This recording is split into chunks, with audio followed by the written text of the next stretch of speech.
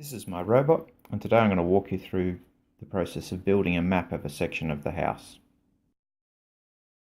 So in the bottom right hand corner is the view from the robot. In the top right hand corner is the initialized particle filter. The white dots are the current map that the particle filter sees, which the robot built at startup. It knows nothing about where it is and the environment around it, so it's just built a map from what it can see from its current position. And as you can see, there are gaps where it can't see. In the left hand side is a composite view of the map as it stands, which is the white pixels, which there are not very many of at the moment, and the green pixels, which are data points coming in from the LiDAR. The two red dots in the middle of this squarish area are actually where the robot sits at the moment, and the yellow line indicates the direction the robot is facing currently. The first thing the robot's going to do is choose a new position within the known map where it can move to, and should be able to see new areas that will be within its map building range. Let's pick the target location, and the navigator's kicked in and is following the path to that location. And it's doing a detailed scan of that and building a new section of map, which you can possibly see in the navigator area, and you can also see it's built a new map area for its particle filter. Now move to another location and building another map.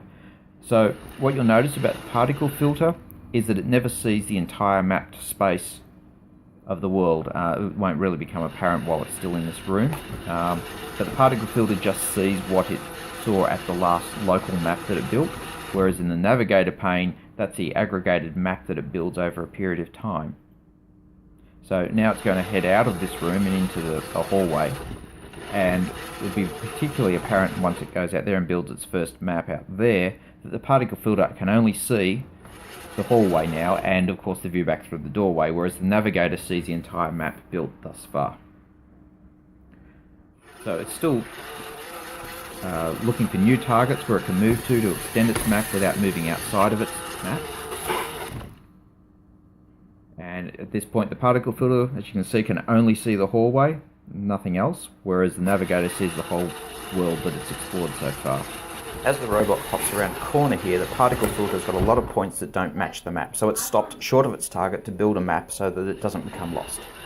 Now let's continue on to the final target and building another map.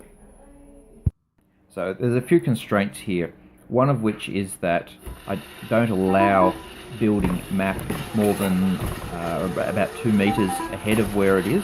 The reason being that the particle filter has a bit of error about it, and therefore we get rotations. And rotations, if they're points like 6 meters away, a rotation can move a point perhaps half a meter from where it should be, as you can see just there where we've got quite a skew.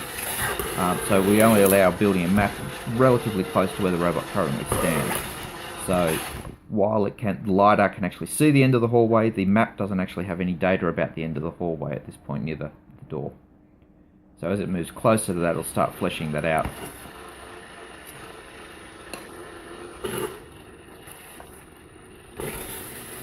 There's something interesting happening here. The robot started moving slowly. Now its speed is governed by the accuracy of the particle filter. So the particle filter, I suspect, was experiencing some low accuracy at this time, and so the robot's driving relatively slowly given the less accurate positional information it has.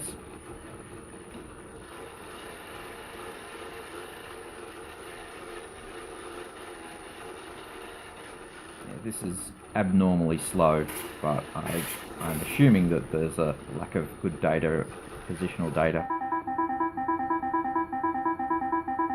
You can hear the alarm going off, which is just because it's very close to that wall, and the proximity alarm built into the robot is doing two things: stopping it driving forward at that time, and also there's an audible alert. So now it's routed a path all the way back into the other room. Now the interesting here is, as it drives along, the particle filter will jump between the local maps that it had previously built. So the particle filter only ever navigates in a local map. And so as we transition, and you'll see an error just here where we got a bad position when we did a jump. But fortunately, particle filter recovers somewhere about here, and life goes on with no consequences.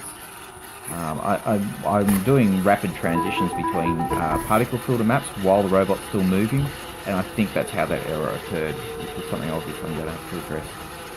Now it's returned to this room to fill in some missing points in this room. I don't actually see them, but that's the algorithm found a missing point that it thought it could add some observations to.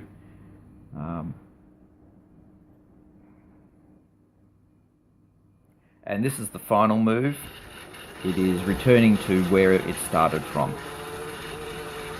And this is the exact location that we started from, give or take. The location targets are within about 20 to 30 centimetres. It's just generally not worth the hassle of trying to zero in the last 20 or 30 centimetres on a location.